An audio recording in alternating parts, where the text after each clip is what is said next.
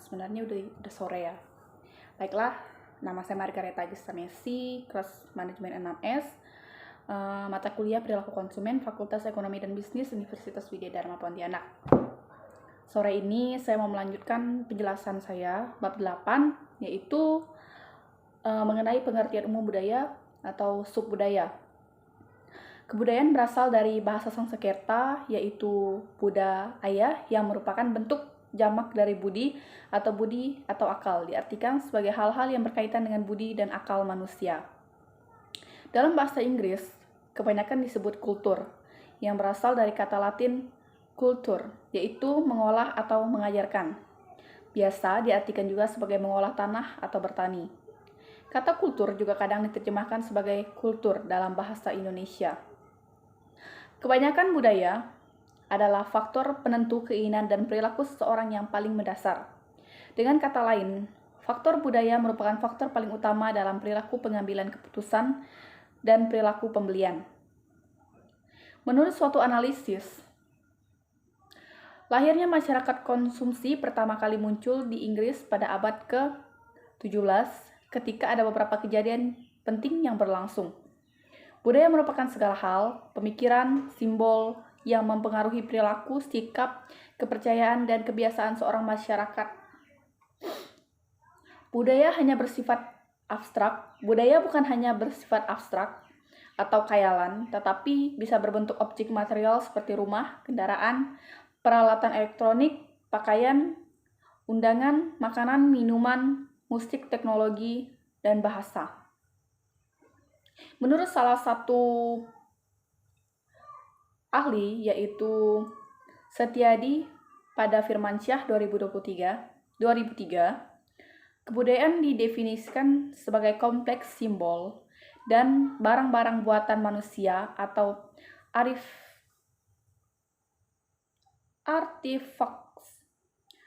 yang diciptakan oleh masyarakat tertentu dan diwariskan dari generasi ke satu generasi berikutnya.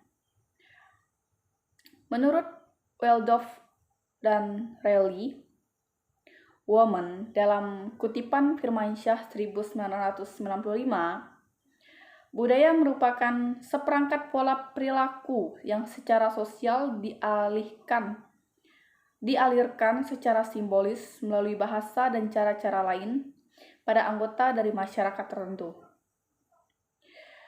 Peter dan Olson menyatakan dalam Firmansyah 2000, budaya atau kultur sebagai makna yang dimiliki bersama oleh sebagian besar masyarakat dalam suatu kelompok sosial.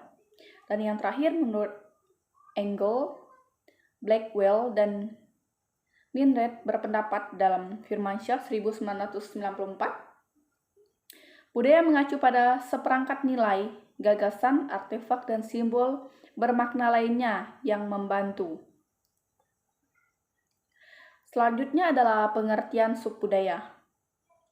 Subbudaya merupakan kelompok budaya berbeda yang ada di sebagai segmen yang dapat dikenali dalam masyarakat tertentu. Yang lebih luas dan lebih kompleks terdiri dari bahasa, agama, kelompok, ras, dan daerah geografis di mana para anggota mempunyai kepercayaan, nilai-nilai, dan kebiasaan yang membedakan mereka dari para anggota masyarakat pada waktu yang bersama. Mereka memegang kepercayaan yang dominan dalam masyarakat secara keseluruhan.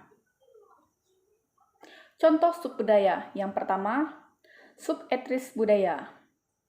Indomie memasarkan produk dengan rasa selera Nusantara seperti mie goreng, Aceh, soto Banjar, soto Betawi, dan masih banyak lagi.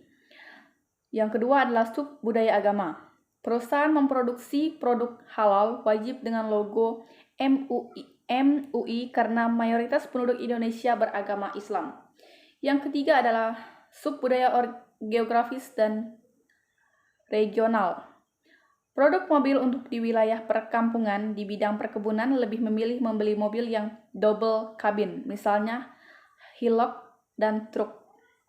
Yang keempat adalah subbudaya usia, misalnya iklan kecap Bango, iklan pasta gigi Pepsodent, dan iklan sabun cuci Rinso. Yang kelima adalah subbudaya jenis kelamin.